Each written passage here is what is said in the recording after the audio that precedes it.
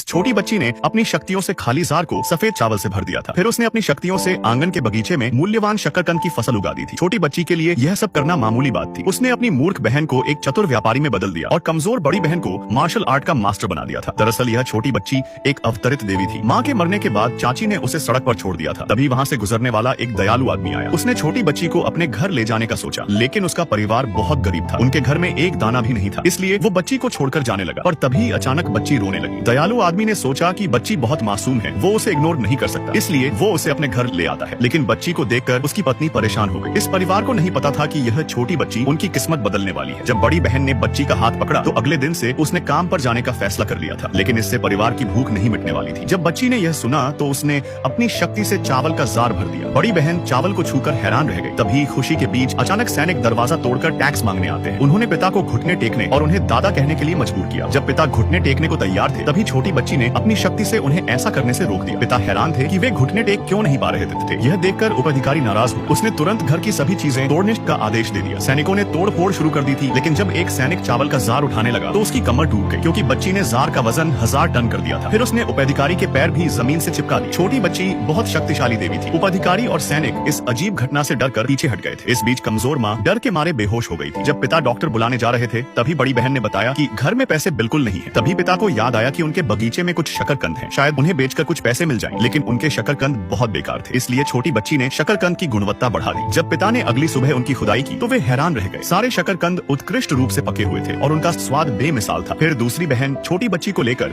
शकरकंद बेचने बाजार चली आती है, लेकिन उनके सामने की दुकानदार और घर की मालकिन उन्हें परेशान करने लगी थी। वो कह रही थी कि उनकी शकरकंद कोई नहीं खरीदेगा क्योंकि ये खाने लायक नहीं है। उसने बड़ी बहन के पैर भी कुचल दिए थे। तभी छोटी बच्ची ने अपना जादू चलाया। उसने परिवार की दूसरी मूर्ख बहन का दिमाग तेज कर दिया था। इसके बाद दूसरी बहन पूरी तरह बदल गई। उसने मालकिन को ऐसे कड़े शब्द सुनाए कि भीड़ के कानों से खून निकलने लगे थे। फिर दूसरी बहन ने चतुराई और बुद्धिमत्ता से लोगों की भीड़ इकट्ठी की और अपने ताजा स्वादिष्ट शकरकंद की गारंटी दी कि अगर खराब निकले तो वो दोगुने पैसे लौटाएगी। दूसरी बहन ने कुल 80 युआन में शकरकंद बेच डाले और अभी भी काफी शकरकंद बचा हुआ था। घर जाते समय अचानक एक अमीर परिवार का युवा मालिक सामने आया जो बहुत बड़ा बेईमान था। उसने दूसरी बहन को छेड़ने की कोशिश की, लेकिन लड़की ने उसके हाथ को काट लिया। वो लड़की के साथ दुर्व्यवहार करने लगा था। जब बड़ी बहन उसे बचाने आई तो उस बेईमान लड़के ने उसे धक्का देकर नीचे गिरा दिया था। वो लाठी लेकर लड़ना चाहती थी, लेकिन एक चाचा ने आकर उसकी लाठी तोड़ दी। वो चाचा उस बेईमान लड़के का साथी था। यह सब देखकर छोटी बच्ची गुस्से में आ गई और उसने अपनी शक्ति से बड़ी बहन को मार्शल आर्ट की मास्टर बना दिया था। फिर बड़ी बहन ने उस बेईमान लड़के और उसके चाचा की जमकर बैंड बजा